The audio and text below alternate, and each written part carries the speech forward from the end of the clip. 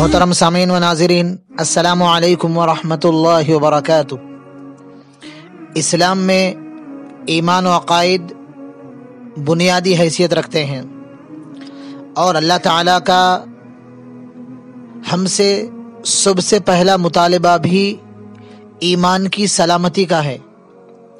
ایمان کے 6 جز ہیں، جن میں پہلا جز اللہ تعالیٰ پر ایمان لانا، دوسرا جز اللہ کے فرشتوں پر ایمان لانا، جس کی تفصیل گزر چکی ہے اور جن کے لنکس ڈسکرپشن میں دیے گئے ہیں۔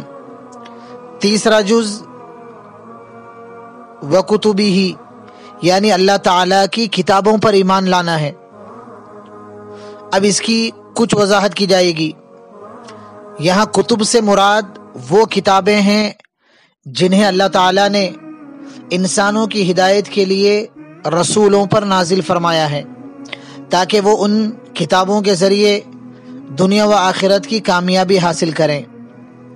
بنیادی طور پر کتابوں پر ایمان لانے میں 4 باتیں شامل ہیں، یعنی کتابوں کے حوالے سے 4 باتوں پر ایمان لانا ضروری ہے۔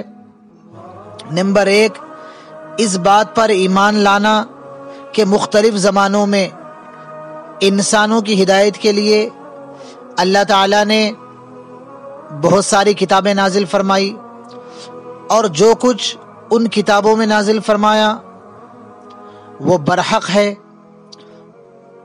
اور اپنے اپنے زمانے میں ان پر عمل بھی رہا ہے، اور اس دور میں لوگوں کی نجات اور کامیابی انہی کتابوں پر عمل کرنے میں تھی۔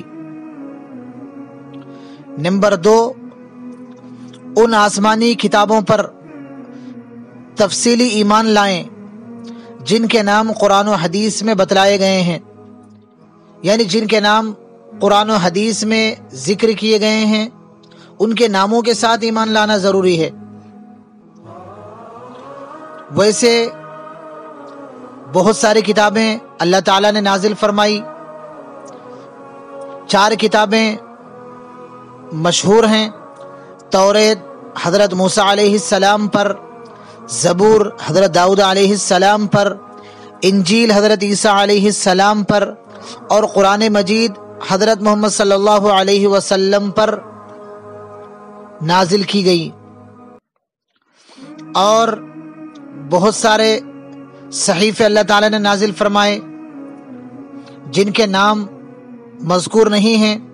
کچھ صحیفے حضرت ابراہیم علیہ السلام پر، کچھ حضرت شیس علیہ السلام پر، جن کے نام مذکور نہیں ہیں ان پر اجمالاً ایمان لائیں، یعنی جو کچھ بھی اللہ تعالیٰ نے نازل فرمایا وہ سب کچھ برحق ہے، اور ان میں جو باتیں ذکر کی گئی تھی وہ سب سچی تھی۔ نمبر 3، پچھلے زمانے کی کتابوں میں اپنے اپنے زمانے کے لوگوں نے رد و بدل کر دیا اور ان میں تحریفات کر دی گئی۔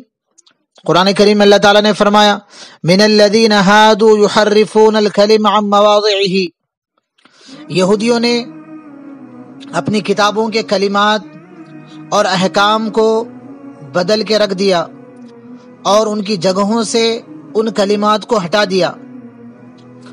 توریت، زبور، انجیل اب بعین ہی موجود نہیں ہیں جس طرح وہ نازل ہوئی تھی، بلکہ بہت سارے احکام رد و بدل کر دیے گئے، بہت سارے احکام میں، بہت ساری چیزوں میں کاٹ چھانٹ کر دیا گیا، یعنی بدل کر رکھ دیا گیا۔